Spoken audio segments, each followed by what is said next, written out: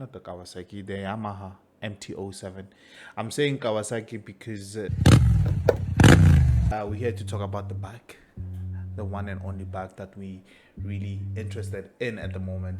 So the current bike that I'm looking at is the Kawasaki, not the Kawasaki, the Yamaha MT-07.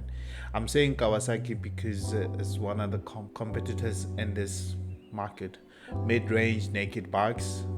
That's what I'm talking about. So I have the 650, I have the Kawasaki Z650, the Honda CB650R, the KTM 890 Duke R. But then I think the KTM is actually a lot more faster than the other bikes that I talked about, has more CCs under its belt. But then the key features that I'm talking about for the bike that I'm currently talking about, you can see it in this video right here on the background, someone riding it. I don't know who's this, but then I'll put their names as well to thank you thank them for the video that they have put up for us to use as background content for ourselves. Yeah, but then let's get into it. The size is very light. I went to check it out at Yamaha at Lennox. Thank you, Dean, for allowing me to come there and rep the new one that you guys have there. Really beautiful bag. I love it. And the color scheme that I'm talking about that I saw is the one with the blue wheels, tequila. I don't know what you guys call it, but then it's a freaking beauty. It's so beautiful. It's a beautiful bike. And let's talk about the engine and the whatnots. Okay, so the bike itself is a beautiful bike. 2022 Yamaha MT-07. What a beautiful bike. So beautiful. I love the bike. Packs 75 horsepower, 689 cc's on the bike, and the compression is 11.51 I mean to say. Fuel injection, and the starter is electric.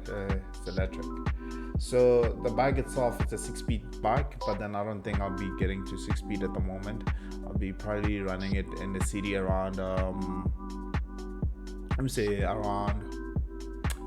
3rd gear, 4th gear, going to work, coming back to work, because we do have a lot of traffic around here, so it's not as smooth as you see it on this video here. No, it's not. It gets hectic here. And yeah, the tank, it's 13 liters I think, and it gives around 300 kilometers.